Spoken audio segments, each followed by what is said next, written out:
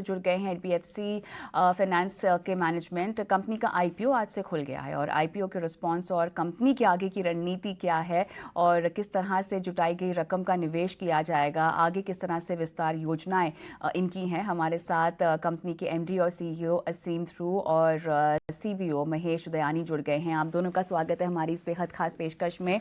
और पहला सवाल तो मैं चाहती हूँ कि दर्शकों को आप ये बताएं कि कंपनी किस तरह के कारोबार में है असीम जी, और आईपीओ लाने के बारे में सोचा और बेहतरीन रिस्पांस अब तक दिखाई भी दे रहा है। कुछ खाका दीजिए हमें कंपनी का।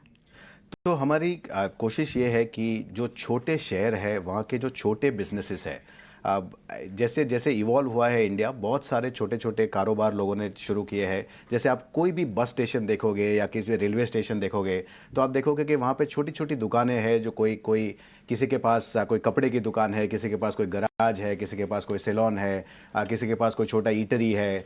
ये जो सारे छोटे बिजनेसेस हैं उन्हें ज़्यादातर बैंक से लोन की सहूलियत नहीं मिलती। तो हमारी कोशिश ये है कि हम वहाँ तक उन तक पहुँचे, उनको समझाए कि ये हमारे फैसिलिटीज़ क्या है, उनके लिए अच्छे प्रोडक्ट्स बनाए, अच्छा प्राइसिंग दे, उनको फेयर ट्रांसपेरेंट टर्म्स दे। और कोशिश ये है कि ये बिजनेसेस को जो इनफॉर्मल से फॉर्मल सेक्टर में लाने की कोशिश जो इस देश कर रहा है। जैसे अभी सारे बिजनेसेस ट्रांजिशन में है, फिजिकल कैश से जगह डिजिटल पेमेंट्स पे जा रही है। तो हमारी भी ये कोशिश है कि ये बिजनेसेस को फाइनेंस दी जाए ताकि ये लोग भी आगे बढ़ पाए। बिल्कुल, इस क्षेत्र में कंपटीशन बहुत ज़्यादा है, इस पर मैं बाद में आऊँगी। महेश जी, 600 करोड़ का मेरे ख्याल से फ्रेश इशू है, मुझे कुछ बताएं इसके बारे में। विस्तार योजना कहाँ कैसे लगेगा, मैन पावर में, इंफ्रा में, और किस तरह से फंड लगेगा लोन ग्रोथ को लेकर। जो हमारा जो प्राइमरी कैपिटल है, जो 600 करोड़ जो हम रेस करने वाले हैं, ये लार्जली जाएगा कंपनी के ग्रोथ पे। तो अगर आप हमारी कंपनी का ग्रोथ देखें तो लास्ट 5 से 6 सालों में जो हमने इन्वेस्टमेंट ऑलरेडी कर चुके हैं अपने डिस्ट्रीब्यूशन में, अपने ब्रांचेस में, तो हमारा आज करीबन AUM जो है 5,000 करोड़ है और उनका जो ग्रोथ है वो 40% से ऊपर रहा है। अगर आप इंडस्ट्री का भी ग्रोथ देखें तो वो भी करीबन 23 से 24% पे ग्रो कर रहा है। और अगर हमको ये ग्रोथ को कैपिटलाइज करना है और उसी मोमेंटम को मेंटेन करना है तो ये जितना भी हम कैपिटल प्राइमरी रेस कर रहे हैं 600 करोड़, वो इस ग्रोथ के प्रतिशत जाएगा। आपका जो AUM है असीम जी, AUM ग्रोथ अगर देखा जाए तो हाईएस्ट है, अगर हम MSME फोकस के हिसाब से देखें 5,000 करोड़ के आसपास। लेकिन FY24 को लेकर आपकी इस आउटलुक में क्या तब्दीली इजाफे के लिहाज से? तो हम बहुत छोटे बेस से ग्रो कर रहे थे तो परसेंटेज ग्रोथ थोड़ा ज़्यादा दिख रहा है, पर अल्टीमेटली जो आपका ग्रोथ है वो आपका कल्चर के हिसाब से ही जाना चाहिए। तो जो इकोनॉमी ग्रो कर रही है, जो आप कंट्रोल कर सकते हो और मैनेज कर सकते हो, उस हिसाब से ग्रो करना चाहिए। तो अभी जो हमने हिस्टोरिकल ग्रोथ देखा है वहाँ से यहाँ पे लोन ग्रोथ हम थोड़ा स्लो करेंगे, क्योंकि ये ज़रूरी है कि स्टेबल ग्रोथ आए। ऐसा नहीं कि आप मेरा टॉप लाइन बहुत बढ़ा दे और फिर बाद में आपको और अलग किस्म की तकलीफें आए। महेश जी, इसी को आगे बढ़ाते हुए मैं जानना चाहती हूँ कि क्या कंट्रीब्यूट करेगा इस ग्रोथ और इस आउटलुक में, क्या क्या ट्रिगर्स होंगे, फैक्टर्स होंगे? अगर आप हमारा पूरा डिस्ट्रीब्यूशन लेआउट देखें जो हमने RHP में भी डाला हुआ है, तो कई सारी जो इन्वेस्टमेंट्स हैं वो इन्वेस्टमेंट्स लास्ट 1-2 साल में आई हैं। ब्रांचेस करीबन काफ़ी नई ब्रांचेस हैं, करीबन 40 से 50 ब्रांचें नई हैं। तो अभी इस ब्रांचेस में हमको ग्रोथ देखना बाकी है। तो कई सारे हैं, जैसे हमारे पास 16 स्टेट्स हैं जहाँ पर हम प्रेजेंट हैं, उसमें से लेकिन सिर्फ 7 या 8 स्टेट्स हैं जो करीबन 60 से 70% कंट्रीब्यूट करते हैं। बाकी के जो स्टेट्स हैं वो अब कंट्रीब्यूट करना बाकी है, क्योंकि ये सब नए ब्रांचेस हैं। अगर हम नेक्स्ट 2 से 3 साल देखें तो आई थिंक ग्रोथ पूरा, अभी तक पूरा डिस्ट्रीब्यूशन मैच्योर नहीं हुआ है, अब ब्रांचेस को मैच्योर होना है। तो ये वाला ग्रोथ हमको इसी डिस्ट्रीब्यूशन से आएगा जहाँ पे हमने ऑलरेडी इन्वेस्टमेंट कर चुके हैं लास्ट 4-5 साल से। ओवरऑल असीम जी, अगर NBFCs को हम देखें तो जिस तरह से कॉस्ट ऑफ फंड में इजाफा हुआ है, उन निम्स पे प्रेशर पड़ रहा है, इस बात को लेकर आप कितने सचेत हैं और आप किस तरह से इस खाके को उभरता हुआ देख रहे हैं, इसका इम्पैक्ट देख रहे हैं? देखो, उसमें NBFCs की 2 तरह की स्ट्रेटेजी होती है। कई NBFCs फिक्स्ड रेट लोन करते हैं। हमारी कोशिश शुरुआत से ये रही है कि हम वेरिएबल रेट लोन ही करें। तो हमारे सारे लोन्स फ्लोटिंग रेट पे है और इसके वजह से ये होता है कि लास्ट ईयर फॉर एग्जांपल हमारा cost of funds went up by 1.8% which is what the banks passed on MCLR increase and ये सारा इंटरेस्ट रेट इंक्रीज कस्टमर्स को पास हो गया। जैसे अभी नीचे भी रेट्स आएंगे तो वही उसी तरह से कस्टमर को फायदा होगा, जब रेट्स नीचे जाएंगे तो हमारा जो नेट इंटरेस्ट मार्जिन है वो प्रोटेक्टेड रहता है। आने वाली तिमाहियों के लिए आप किस तरह का आउटलुक निम्स को लेकर दे सकते हैं या किस तरह से इसी रणनीति को अपना के आप असर देखेंगे? अगर हम अपना निम देखें तो हमारा जो पूरा बुक है वो वेरिएबल है, वो फिक्स्ड बुक नहीं है। तो जैसे इंटरेस्ट रेट हमारा बोरोइंग पे बढ़ता है तो हमारा लेंडिंग रेट भी बढ़ता है, और जैसे घटता है, जैसे असीम जी ने कहा, वैसे हम करते हैं। तो लार्जली हमने ऐसा प्रयत्न किया है कि जैसे हमारा निम्स कांस्टेंट रहे, उस पर कोई ज़्यादा वॉलीटिलिटी नहीं रहे। तो यही अगर आप हम लास्ट 2-3 साल से भी देखें तो हमने बाय एंड लार्ज मेंटेन किया है, और हमारे ये प्रयत्न रहेगा कि हम इसको मेंटेन करके चलें। अगला सवाल दोनों से ही मैं जवाब चाहूँगी। अगर हम ओवरऑल NBFC स्पेस में गोल्ड लोन के प्लेयर्स को देखें तो लगभग कंपटीशन बड़ा तगड़ा है। अनऑर्गेनाइज स्पेस में भी अगर हम देखें तो कंपटीशन है। 70% मार्केट जो कुछ चुनिंदा नाम है उन्होंने ऑक्यूपाई कर रखा है। अब इसको पार पाने को लेकर आपकी रणनीति और किस तरह से दबदबा आप बनाएंगे? तो हमारी कोशिश ये है कि बहुत सारे गोल्ड लोन कंपनीज है जो कंज्यूमर गोल्ड लोन्स करती है, जहाँ पे उनका कस्टमर्स आते हैं और walk in customers, retail customer आते हैं, लोन लेते हैं। हमारा B2B गोल्ड लोन है, जहाँ पे हम जो हमारे छोटे बिजनेस कस्टमर है उनको हम ये सहूलियत पूरी करते हैं उनके लिए। तो इसलिए हमारा आप देखेंगे तो हमारा जो टिकट साइज है वो डबल है इन कंज्यूमर गोल्ड लोन कंपनी से। तो हमारा कस्टमर बेस अलग है और उनके हिसाब से हमने प्रोडक्ट बनाए हैं। तो कस्टमर बेस अगर अलग है तो जो कंपटीशन हमें मौजूदा दिखाई दे रहा है, क्या उनके अगेंस्ट आप खड़े हो पाएंगे और आगे जा पाएंगे? बैंक्स का कस्टमर बड़ा डिफरेंट रहता है। वहाँ पे जो टिकट साइज रहती है, वहाँ पे टिकट साइज थोड़ा ज़्यादा रहता है, इंटरेस्ट रेट कम रहता है। और हमारे जो कस्टमर्स रहते हैं उनका जो टिकट साइज रहता है वो करीबन 90,000 से 1 लाख के बीच में रहता है। लार्जली बिजनेस ड्रिवन रहता है। और अगर आप हमारे ब्रांचेस देखें तो हमारे ब्रांचेस का AUM करीबन 5.5 से 6 करोड़ के बीच में रहता है, जहाँ पे वो ब्रांचेस प्रॉफिटेबल रहते हैं। जहाँ पे हमारे ब्रांचेस हैं, जहाँ पे हमारा रीच है, जहाँ पे हमारा बिजनेस का प्रेजेंस है, वहाँ पे हमको वो मेंटेन करने में हमको ज़्यादा दिक्कत नहीं है। अच्छा, NPAs की दिक्कत असीम जी यहाँ पर सिरदर्द बनी हुई है NBFCs को लेकर, है ना?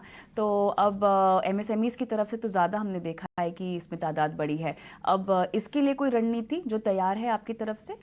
So MSME historically has been a tough nut to crack, and traditionally at a system level NPA ज़्यादा होते हैं ये सेगमेंट के। पर हमने जो लास्ट 6 साल में जो कंपनी बनाई है और जिस तरह से हमने देखा है, हमने कोविड भी देख लिया, उसका साइकिल भी देख लिया। हमको लगता है कि अभी जो हमारा क्रेडिट कॉस्ट है 80 बेसिस पॉइंट के आसपास का, यहाँ तक हम थोड़ा ऊपर नीचे यहाँ से हम मैनेज कर पाएंगे। तो इकोनॉमी की साइकिल्स आएगी, कभी इस पे प्रेशर आएगा, तो ये हमें मैनेज करना पड़ेगा, ये चैलेंज रहेगा। पर ये चैलेंज है, उसी में तो मज़ा है। बिल्कुल सही कहा आपने, लेकिन आप क्या जवाब में कहेंगे महेश जी? अगर आप देखें तो MSME इतना लार्ज डेफिनेशन है कि एक सिक्योर्ड मार्केट है, एक अनसिक्योर्ड मार्केट है। तो अगर आप अनसिक्योर्ड की तरफ देखें तो वहाँ पे आपको जो NPA है, वहाँ पे जो परेशानियां हैं वो बड़ी डिफरेंट है। लेकिन अगर आप सिक्योर्ड देखें तो चाहे कोविड 1 आया, कोविड 2 आया, वहाँ पे जो ग्रॉस NPA वो 4 और 4.25 के बीच में ही रहा। तो अगर वो उसको आप ट्रांसलेट करें क्रेडिट कॉस्ट जो असीम जी बता रहे थे, तो वो करीबन आपका 1 से 1.25% के बीच में आता है। तो चाहे कुछ भी हो जाए, हमने एक बाउंड्री सेट कर रखी है, हम सिक्योर्ड में हैं, सिक्योर्ड मार्केट में है। तो हमारा प्रयत्न रहता है कि हम सबसे पहले उसी क्रेडिट कॉस्ट को देखें और फिर अपना PNL कंस्ट्रक्ट करें, क्योंकि आपकी जो भी पूंजी है वो तो क्रेडिट कॉस्ट के बाद जो आती है वही रहेगी। तो हमारा बड़ा फोकस रहता है कि हम अपना कंस्ट्रक्ट वहीं से शुरू करें। तो ऐसे में आने वाले वक्त में एसेट क्वालिटी किस तरह से पैन आउट होती हुई आप देख रहे हैं या बताना चाहेंगे दर्शकों को, असीम जी? तो हर एक कंपनी की कोशिश तो यही रहती है कि जो नंबर है वो यहाँ से बेहतर ही होता जाए। पर चैलेंजेस आएंगे, इकोनॉमी की साइकिल्स आएगी, और अगर हमें लंबी आय तक खेलना है, अगर हमको ये अगले 10 साल तक इसको मेंटेन करना है, तो हमें हमारा 3 चीज़ों का ध्यान रखना है। हमारा कॉस्ट ऑफ फंड्स, हमारा कॉस्ट ऑफ ऑपरेशंस और कॉस्ट ऑफ क्रेडिट। और हमारी पूरी कोशिश यही रहेगी कि ये तीनों कॉस्ट हम ठीक तरह से मैनेज कर पाए। तो ऐसे में इसी बात को ध्यान में रखते हुए महेश जी, जब भी इस तरह की कोई रणनीति होती है तो लंबा खेलने के लिए आपको बहुत मजबूती से अपने पैर जो है वो टिकाने होते हैं। चुनौतियां आएंगी, चैलेंजेस आएंगे, लेकिन अब नियर टर्म अगर मैं आउटलुक की बात करूं, अगले 6 महीने या अगली 2 तिमाहियों की मैं बात करूं, तो चुनौतियां आपके लिहाज से कौन सी बड़ी हैं जो आपने पहचान ली हैं और जिसको आपने काउंटर कर लिया रणनीति में, और आगे आप कैसे बढ़ेंगे इस पूरे माहौल में? एक तो चुनौती है लोगों की।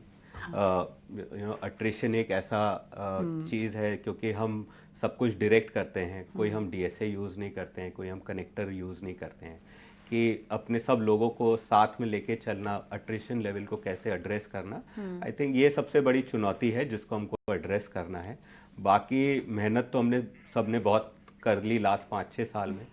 अब हमने टिकट विंडो शुरू किया है आज से रिजल्ट देखने का, अब देखते हैं यहाँ से आगे कैसे बढ़ते हैं। पर अब एनबीएफसी के बिजनेस में सबसे बड़ा चैलेंज ये होता है कि एक तो मार्केट का चैलेंज होता है, वो थोड़ा मैनेज हो जाता है। बिल्कुल। खुद की चैलेंजेस और खुद की गलतियां, उससे डर लगता है। तो हमें अभी ध्यान ये रखना है कि यहाँ से हम अपनी विकेट बचा के चले और बाहर जाता हुआ बॉल कोई अंदर लेके नहीं आए। चलिए, चर्चा को समेटना है, लेकिन जाते जाते आप दोनों कुछ अगर दर्शकों को कहना चाहें, कोई संदेश देना चाहें, पहले आप। नहीं, थैंक यू वेरी मच। आपने इतना वक्त दिया हमसे। हमारी कोशिश ये रहेगी कि एक अच्छी कंपनी बनाए और ऐसी कंपनी बनाए कि जिसे भारत को एक दिन गर्व हो। Thank you. हमारा ये है कि हमने ये एमएसएमई सेगमेंट, सबने बहुत कुछ बोला है, सबने बहुत कुछ लिखा है। हम सब प्रोफेशनल्स हैं, बैंकर्स हैं, जो सब इकट्ठा हुए हैं और एक ये छोटी सी कंपनी हमने खड़ी की है। तो हमारा प्रयत्न ये है कि हम ये सेगमेंट को और बढ़ाएं, जो कहते हैं कि ये लाइफलाइन है पूरे भारतवर्ष में। हमारा प्रयत्न यही है और हमको अच्छा लगेगा कि जितने और भी लोग हमारे साथ जुड़ते चले। चलिए, बहुत बहुत धन्यवाद आप दोनों का, इतना आपने समय निकाला और जानकारी और बातें साझा की हमारे दर्शकों के साथ। लेकिन हमारे एक्सपर्ट भी जुड़ गए हैं जो शायद अपनी राय रखना चाहते हैं इस आईपीओ को लेकर। गिरीश सोडानी स्वास्तिका से मेरे साथ जुड़े हुए हैं। गिरीश, स्वागत है आपका। एसबीएफसी फाइनेंस का आईपीओ 66% लगभग पता चल रहा है कि भरा है। बताएं, आपकी क्या रीडिंग है इसको लेकर? देखिए, जब हम एनबीएफसी की बात करते हैं तो एक बहुत बड़ा वाइड मार्केट निकल के जाता है। बहुत सारे ऑर्गेनाइज्ड अनऑर्गेनाइज्ड प्लेयर्स हैं ऑलरेडी इस मार्केट के अंदर। बट अगर हम एसबीएफसी की बात करें तो जो इनका क्राइटेरिया है वो बहुत स्पेसिफिक है, बिकॉज इन्होंने अपने जो रेशोज हैं या सेलिंग प्रपोजिशन है या फिर जो मार्केट मैपिंग है वो बहुत क्लियर कर रखी है कि हमें किस तरीके के मार्केट्स के अंदर ही मेजरली मूव करना है। तो वो एक वर्टिकल बहुत स्ट्रॉन्ग है इनका। अपार्ट फ्रॉम दैट, जो टायर 2 और टायर 3 सिटीज में mid class to lower class, apart from that not more than the higher class पे जाने का एक वो जो मैपिंग थी, वो जो एक मार्केट था वो छूटा हुआ था, जो ये बेसिकली कंपनीज कैप्चर कर देती है। इनके अगर फंडामेंटल्स के ऊपर भी बात करें तो एयूएम भी बहुत अच्छे से बढ़ा है, क्योंकि करेंटली जो मैनेजमेंट की कमेंट्री है जो अभी हम सुन भी रहे थे, सीएजीआर 44% अगर बढ़ना, 5,000 करोड़ का एक एयूएम होना, तो बहुत पॉसिबिलिटीज बहुत अच्छी निकल के जाती हैं। डाइवर्सिफाइड प्रेजेंस है इस कंपनी का ऑलरेडी। 120 सिटीज में ऑलमोस्ट कंपनी प्रेजेंट कर रही है, 16 स्टेट्स में कर रही है, और ऑलमोस्ट कंपनीज के जो एक्सपेंशन प्लान है वो काफी अट्रैक्टिव है। तो अगर व्यू प्रपोजिशन पे बात करी जाए तो काफी अट्रैक्टिव एनबीएफसी प्लानिंग लेके आती है। बट अगर हम बात करें कि किस तरीके के इन्वेस्टर को लगाना चाहिए, तो मेरा जो सजेशन है पर्सनल यही है कि इसमें आपको लॉन्ग टर्म एजेंडा रखना पड़ेगा। आप ये ना सोचें कि मुझे बहुत ज्यादा जल्दी प्रॉफिट आ गया और बहुत ज्यादा जल्दी मैंने गेन करके बाहर हो गया। अगर आपका लॉन्ग टर्म व्यू है तो ये स्टॉक बहुत अच्छा है, ये आईपीओ बहुत अच्छा फोकसेबल रहेगा, क्योंकि कंपनी के ग्रोथ प्रोजेक्शंस बहुत स्ट्रॉन्ग है। राइट, चलिए, तो ये राय निकल कर आ रही है। और उस बीच